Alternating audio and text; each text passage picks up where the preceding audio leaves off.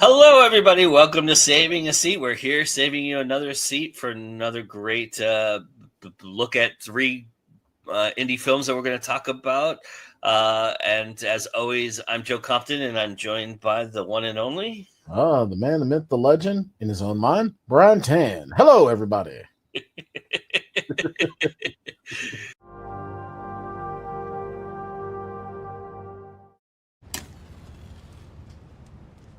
It was a cloudy day, stuck in a traffic jam, swamped on a busy street. I just want to know that you love me. It's a terrific role for Simone. As an actress, you're full, you're rich, you tell the truth emotionally, you give lots of colors that people can use. That's a gift you give to directors and to audiences. You and I have said some awful things to each other, Jack. Or like any other couple. Don't you fucking say that to me, goddammit! Are we? Yeah, sure. It's also dark and sexy. Toxic love. You're special, Simone. I want you to expect and demand more. But that's the gift that actors have, that they can take all these aspects of themselves, including the sad and depressed ones, the tragic ones even, and turn it into art. It's a great gift. We have to get to the Avalon and finalize the contract before they leave town. Hello. Come in, come in, come in. At some point, love is more of a decision than a feeling. That happens sometimes, and you fall in love with people, and it turns out they're not good for you, and you have to accept that and move on. Being alive is enough. It should be. It's expectations that ruin the narrative. That ruin love. So I walk away. Of course you do. If it's bad for you, you have to learn to walk away, obviously. I always wondered if you judged me for that. I didn't.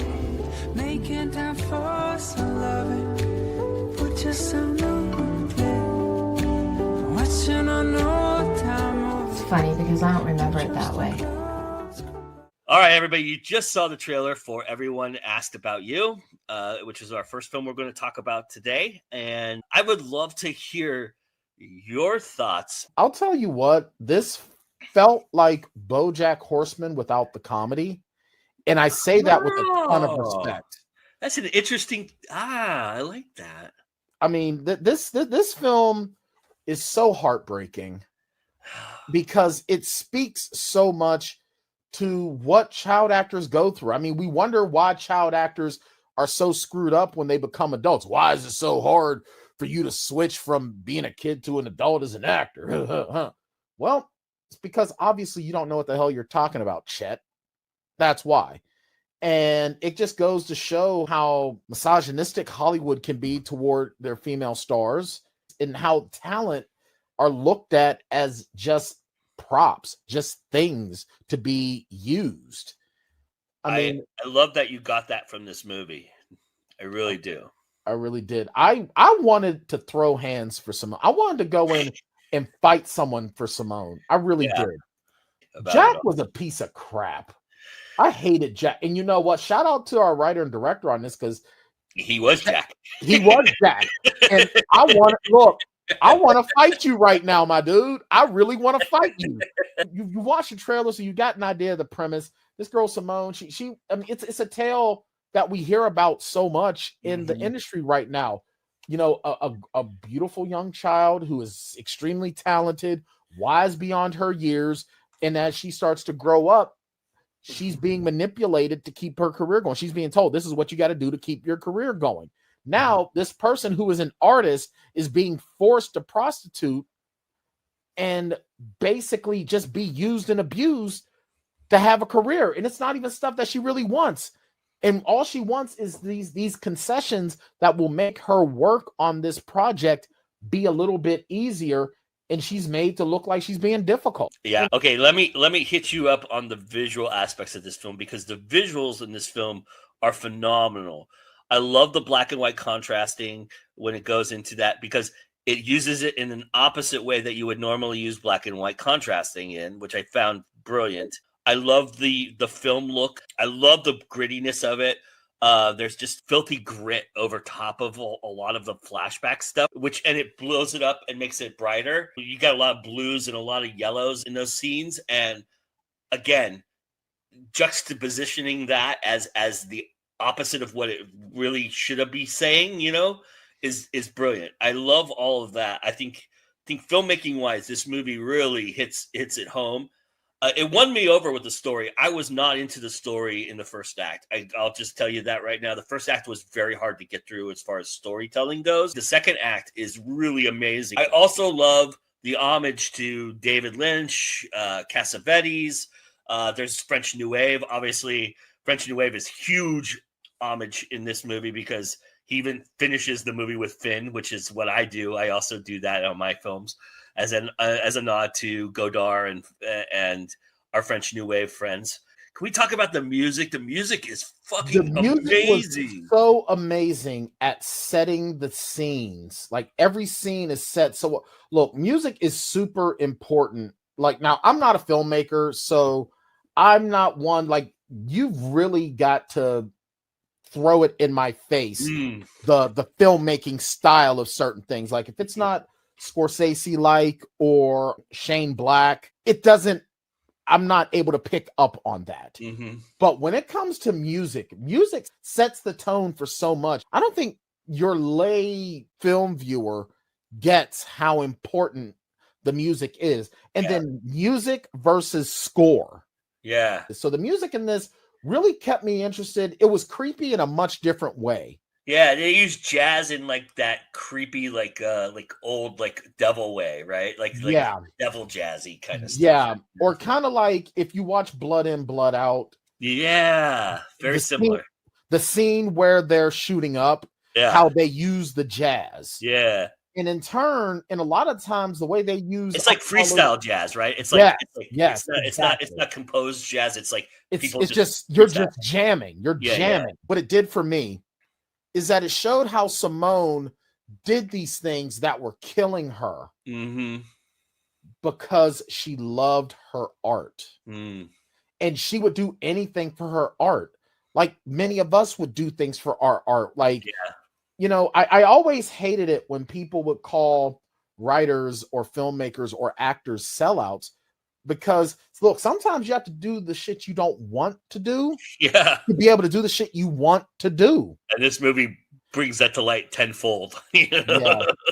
And I felt for Simone every second. Yeah. And this movie is so brutally honest. Did we need the whole alter ego uncle reveal stuff? I felt like that was superfluous to this movie. I felt like that was not necessary at all. I get it at the end. The end, it makes a little bit more sense, but I really felt like that was I think that was a nod to True Romance. And it didn't come off very well in that nod for me. It was a little, that was the only odd thing in this movie that I felt like was odd about the movie. I mean, I get what you're saying, but I think that everything in this movie happened for a reason. Everything was very deliberate. You get the payoff for it. Yeah, the payoff makes it worthwhile. If it wouldn't have paid off, I think that I would have agreed 150%. This was kind of superfluous. This wasn't necessary. The other part I wanted to ask you about what you thought about the reunion scene. I think that was an incredibly beautiful turn in this. That was art. That was truly art. Absolutely, love has to be given to our leads in this film. Yeah, Rachel Baylitt and John Lacey are the two leads in this movie. I also wanted to talk about there's a 10-minute scene with the two of them on the bed where they're talking about her breasts. I was freaking riveted. I thought that was some of the best writing we've seen all year. I agree. And it wasn't Yaglum's last film, and he plays himself in the movie. Harry was a staple around the LA community for a long time as an actor and a filmmaker himself. And I really love that they brought him in and did that little scene with her and him where he's giving her advice, career advice and everything like that. And to just acknowledge that it was his last name. I know nobody knows who he is, but you've seen him and stuff. If you've seen him, he's one of those guys where you don't know him, but you know him. The other thing about all the continuity is on point because this movie skips timelines. It goes from flashback to modern day to flashback, and and it's doing that on purpose because it's kind of trying to draw you into what the real story is. And that again is something that's super important if you're not going to have specific transitions that lead you from one spot to another, where you're going into one area. That's where the David Lynch, I think, homage comes in for me. I really appreciate that as somebody who will take the time to detail and make sure that the continuity is on point. I really appreciate that about this film, that it was on point. And I'm very, very big on continuity and things. I'm very, very big on that. If it's not right, it throws it off for me. Yeah, it really does. I have one last question for you. Okay. Bryan Tann, are you a word pimp? You know what? I do about pimp them bitches out. I'll tell you what, this for me is probably drama of the year for me. I'll say it won me over. It won me over. Definitely won me over. I think it's a little sloppy at the beginning. The credit sequence is the worst credits I've ever seen. They were tough. They were tough. But once this thing gets going and really starts to bring your sea legs, it's really good. When it cooks, it's cooking. Yeah. I think it looks cute, actually. I like it. These are my presents. And this is mine. We have a bit of an equity issue. Yeah. Charlie Brown. Yeah. Oh, yeah. I just woke up. Fabulous look.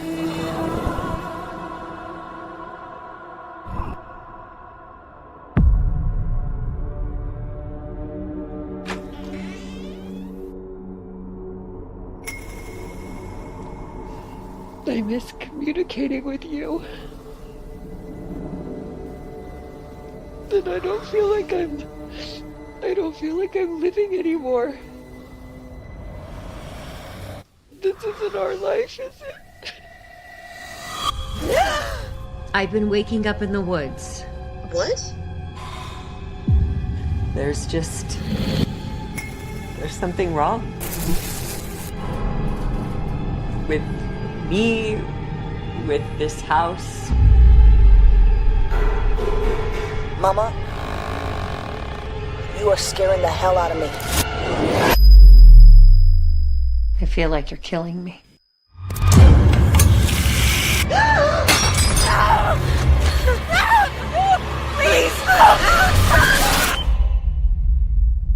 You don't have to worry about me anymore.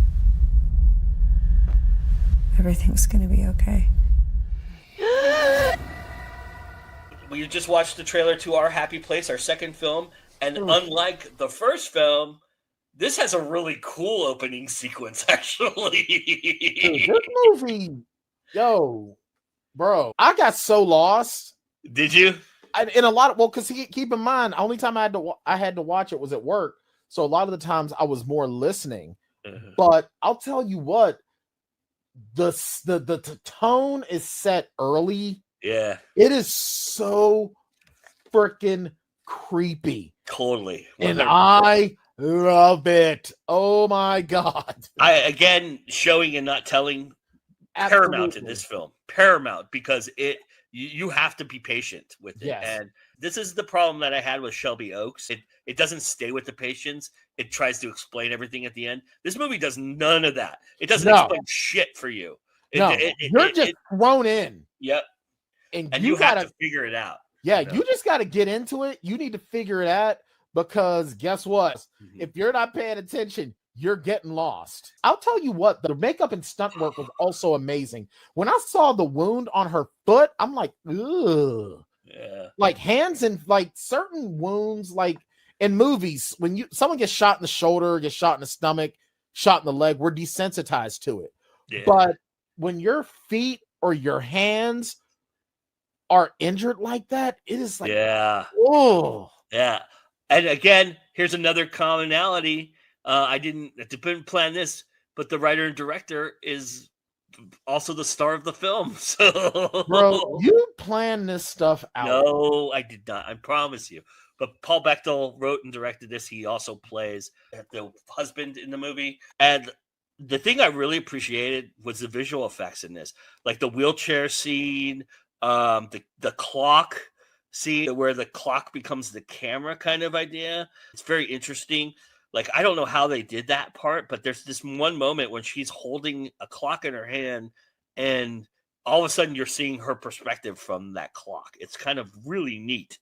The wheelchair scene was awesome. by the way. It was creepy, and it was. I mean, I know how they did that one, but still, it was flawless. I need to have my film magic, so I don't want to know. But that was really flawless. That was really good. I have some questions though. Yeah, let's get into it. Let's get into some questions because how in the hell, if this guy's an invalid and he needs around the clock care, how the hell are you just leaving?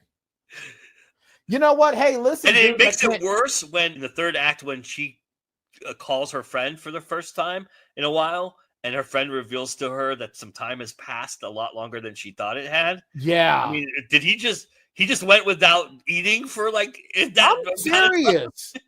So you didn't change his colostomy bag? You didn't roll him over so he didn't get bed sores? He didn't eat? Yeah, that's a little okay. So the continuity in this movie is a little. It had its moments. Now I'm wondering though if it's. I think though, from what I gathered from this, it's because it's surrealism, right? It's the surrealism of it all. Yeah, and I'll tell you where the timelines aren't what they seem they are. Right. You know? And I'll tell you what though, man, it's like my headcanon for this is that after Wink got cooked by B Rabbit, he left Detroit and became a respectable businessman, but he's still kind of an asshole. And so now he's driving his girlfriend who's having some weird ass Zoom conversation. My favorite scene in this whole movie is when he takes the wrench out and goes, I ain't going in there without this. I'm serious, because he's like, yo, I'm a brother. I've watched enough movies to know that if you ain't armed, you done. And then he's like, whoa, whoa, whoa, whoa, whoa, whoa, whoa. I'll tell you what, though, the ending to this movie, like, this is probably the perfect psychological horror. Yeah, in some respects. I figured it out about halfway through the actual what happens. I think, I think that once we started seeing the explanations, I got it. But it was still like psychological. But they left it up to you. That's the point. Right. And I think that psychological horror is probably one of the most underappreciated aspects of the genre. Because where you get the bombasticness of a Freddy, of a Jason, or I mean, I think Michael Myers in the original Halloween falls a little bit more into psychological horror than just straight up slasher. But people want that bombastic slasher. They want the zombies, the vampires, the werewolves. You know, psych horror is even more terrifying because when you can't trust your own mind or your own concept of time, that is terrifying. And as a viewer, you can't trust. You're watching an unreliable narrator. Exactly. Yeah. So now it's like, well, what did I miss? And now you're questioning yourself. Yeah. So this is very, very well done. It's the first movie I've ever seen use transitions in the way that it does, where it uses the invalid character of Paul to transition into a flashback of Paul when he can walk and talk. Right. I thought that was brilliant. I think that's a brilliant way to it's a flashback because the only time Paul can walk and talk. Well, okay. The only time it seems like he's walking and talking. Right. When he's really walking and talking. Right. Let's put it that way. Exactly. Because there's some creepy shit he does where he's not supposed to be walking and talking, and anyway. You know what else kind of freaked me out too? I think maybe it's not more fear, it's more of a social anxiety and social awkwardness, is going to a house, knocking on the door, and someone that you don't expect answers the door. That's terrifying. Yeah. I'm definitely going to give this a rewatch because I want to be able to watch it. Now, granted, I'm going to have to watch this alone because Sharon doesn't do horror. I think this is really creepy and really interesting. It's done the way that I had hoped other horror movies that haven't done this do it. I think if you're making a psychological film, this is a good study for you on how to do it properly. It does have some flaws and obviously some continuity issues that we talked about, but if you can get over those, I think this is a really, really well done film. I agree.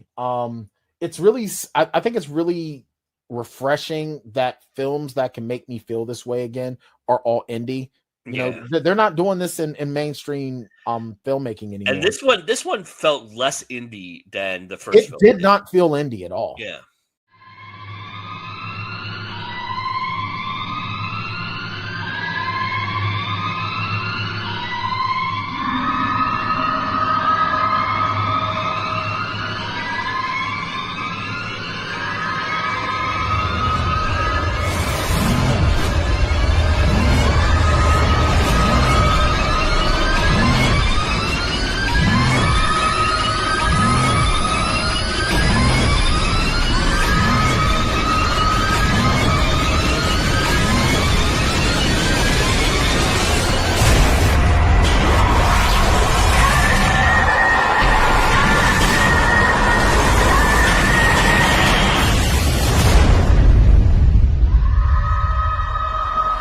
We all know by now that I love B and C films. I love action films. I love martial arts films. The Guyver puts it all together in a nice early 1990s bow where you've got two actors who were in their prime in the 70s just making a paycheck. You've got bad line delivery, but cool action scenes and an awesome premise. And you have a bad guy revealed that is not a bad guy reveal until later in the film, which I found very interesting too. That was really well done. This movie's cheesy as all hell. Oh, it is. And it doesn't apologize for it, and it starts right from the opening scene is just totally like, there's a lot of cheddar. What the fuck am I? There is a lot of cheddar, but that's what makes it great. I will say, I think that this movie should be applauded for setting the standard. If you're a fan of all those shows where they had the kids turn into mutants and shit like that, mutant superhero fighting monsters. This will be reminiscent. You'll recognize this choreography and this visual effecting absolutely right off the bat. And this movie predates live all that. action, the live action aspect of it. Let's be clear. So and this predates all of those, so I have to think that this was the movie that set that standard. So it feels like it would be, but you have to remember though the Power Rangers TV show was Americanized with splices of a Japanese film from. But yeah, I get. It's in that vein. I thought it was an homage to Godzilla versus Mothra. I can feel that too. Absolutely. We're talking, folks, about the Guyver. The Guyver. You can't mess with the Guyver. Why did Mark Hamill have to always be smoking in this movie? There's two scenes where he literally finishes a cigarette or puts out a cigarette and then puts another one right back in his mouth. Because I think that's the only way that he could get through his lines without like just being like, God damn it, I'm Luke Skywalker. Who does Jimmy Walker have naked pictures of that he got into this movie? Bro, I said it earlier, and I'm going to say it again. Jimmy Walker set black people back about 15, 20 years with this role. I hope that this isn't how Jimmy Walker is in real life, because he's living the gimmick. Dude, there's living the gimmick, and then there's you need a reality check. He looks dirty and stinky. Like he looks like that guy in the neighborhood that just never he seemed averse to taking a bath. No, right away, it's him though. I mean, I gotta give him that credit, you know. Yo, then, of course, let me tell you something about what we gonna do. It's like, Jimmy, no, why? Dude, somewhere James Evans is just looking at him like, I guarantee you that was not the line he was supposed to say. I guarantee you he ad-libbed something. The director is looking at the crew and like, look, man, we just got to let him do what he's going to do. Yeah. I think that's probably another reason why Mark Hamill was smoking so much. Because keep in mind, this was before he was the Joker. And this was before he was the trickster in The Flash. I got to tell you, I've never seen somebody wear a porn stash better. I mean, it was made for him. It was literally made for his lips. Yep. He looks great with a porn stash. Absolutely. That was the precursor to our grizzled Luke Skywalker look.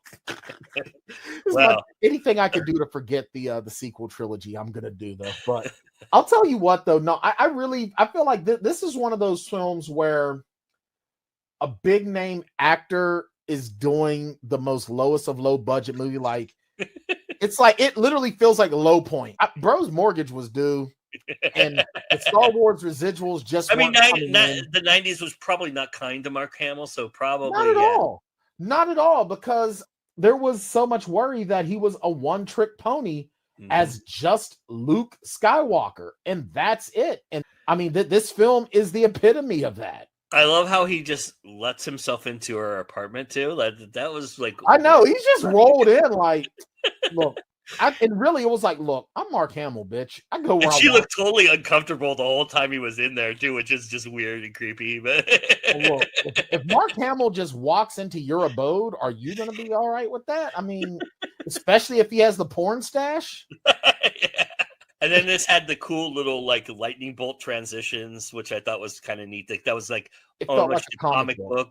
Right, so yeah, and then you had the dude from Weird Science that we were talking about. Michael Berryman, yeah, Michael Berryman. Who we learned could act because he has a lot of lines in this fucking movie. He is very good in this. He is really, really great. And I'll tell you what, like, you know, we clowned a lot when we were talking about him before, but yeah, dude, Michael Berryman he's a good actor. He's a good actor. I mean, he's super recognizable by his look and his size, but right. That and the Chinese lady that's in this movie too goes on Vivian Wu stuff too. This was like one of her first films, I think, too, right? It was very early, and you can tell. And then I will say this: if you can get past the horrible dialogue that goes on, except for Michael Berryman, for some reason Michael Berryman got all the right. Michael Berryman chews the scene like a freaking. Yeah, he got all the good lines. I mean, he was totally believable in that movie. Everybody else was just like phoning it in or just dog shit because or just trying too hard. If you can get past that, the fight sequences in this movie are really good. They're really crisp and clean.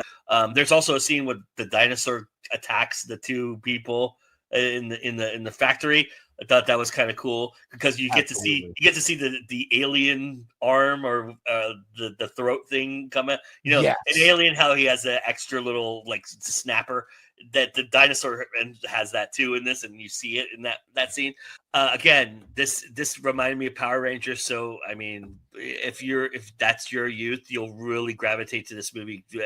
And even if you're a Godzilla fan, you might enjoy this. If you're like a fan of the old 70s Japanese Godzilla movies, because this is very reminiscent of that, bad dialogue and with good monsters fighting kind of aspect to it. But this also has a murder mystery to it, which is just stupid and silly because we see how it goes, how it happens, and it never gets solved because of that. You know, because the bad guy isn't really the bad guy in that until we reveal that there's a bigger plot in mind with this, and that goes off the rails with the kid. The kid really, when you get introduced to the kid, that's when this whole thing kind of changes into a different movie. Which again, horrible writing for that. Well, the writing is bad, but it's fun. It is fun. I will give it that. It is fun. It's a brutal PG-13. It's a very, very rugged PG-13. The sequel is even more brutal. The sequel is a hard R, which I think that it really deserves that because it's just, look, you're not going to it ain't winning no awards, but it looks good. Yeah. It looks good. Only thing that really gets me is Sean's like his Chumbi. He's just like what the hell are you doing? If you don't put your dukes up, it's good cheese. I mean, it's fun. It doesn't have the same impact that Toxic Avenger has, but not at all. It's good cheese. It's good cheese. It's fun. And if you're a fan of the Guyver anime, if you're an anime and manga fan, check out the live action.